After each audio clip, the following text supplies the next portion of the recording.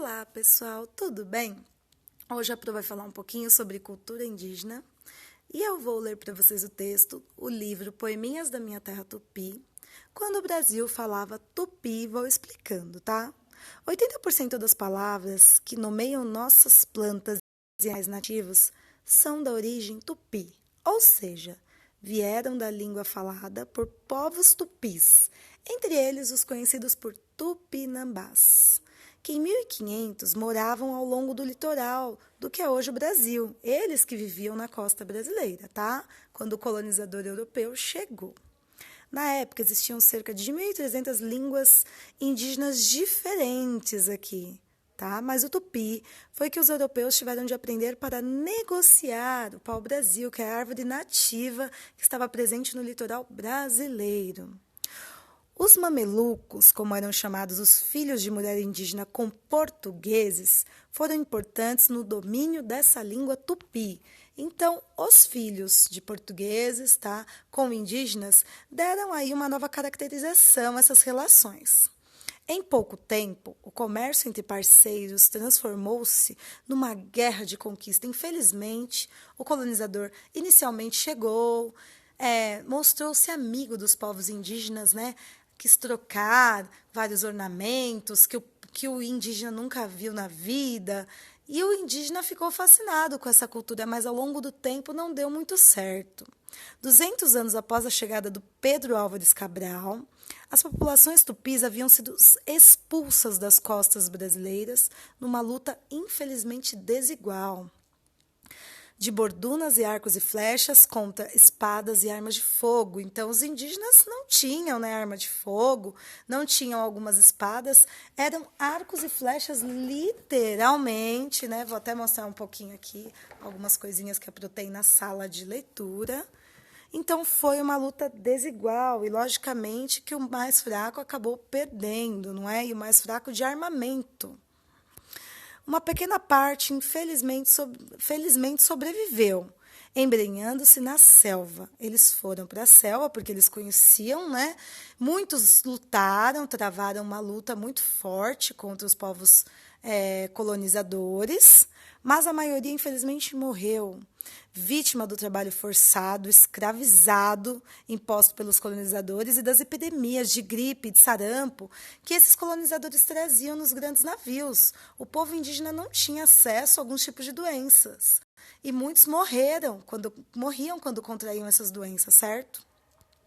Fatais, elas se tornavam fatais para os nativos, nunca antes expostos, como a Pro disse, essa doença. O tupi, então, foi a principal língua do Brasil colônia, até o Marquês de Pombal proibi-la em 1758, decretando o uso obrigatório do português. Olha que absurdo, até os povos indígenas eles tiveram que ser catequizados, porque eles eram proibidos de falar sua própria língua. Que horrível, não é? Mas um montão de expressões tupis continuaram em uso e elas sobrevivem até hoje no nosso vocabulário, tá? Fazendo do português brasileiro um idioma cheio de doçura, poesia e musicalidade, tá? Se o tupi antigo é uma língua morta, outras línguas da mesma família tupi-guarani estão bem vivas, tá?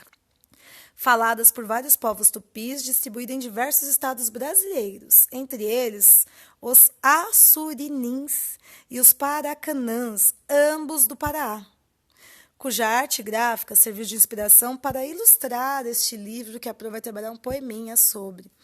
Então, o que acontece? Nós temos que entender que a história de preservação da cultura, ela não é uma história que, porque, novamente, falando desse tema, a gente tem que falar do tema de preservar a cultura, de respeitar as nossas raízes indígenas, porque essas pessoas, esses indígenas, muitos deles perderam vários antepassados para a guerra, perderam para a falta de respeito por sua cultura, por sua língua. Então, nós temos que enfatizar e valorizar a cultura indígena, que são os povos originários, os que viviam aqui, os donos dessa terra, né? Agora eu vou mostrar para vocês um poeminha desse livro que eu achei a coisa mais linda, tá? O nome é Pico do Itacolomi.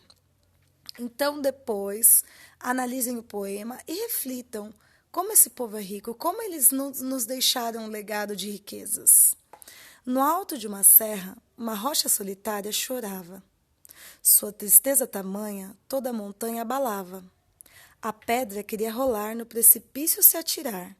Tupã, com pena, chamou o vento, a chuva, o raio, e fez Itacurumi uma pedra guri, para a rocha carregar, sem nunca sair do lugar. O menino de pedra dos primeiros habitantes virou o farol dos bandeirantes, em busca de ouros e diamante. Do velho mundo pouco sobrou, mas o Itacolomi ficou. A pedra-mãe e seu filhote ninguém separa, nem o serrote. Então, espero que vocês tenham gostado. Espero que vocês reflitam a importância da valorização dos povos indígenas, dos povos originários, e vocês analisem um pouquinho da história que eu contei e reflitam. Sempre e ser resistência sempre, porque a cultura é o que move todos os povos, tá? Beijão, tchau para vocês, até!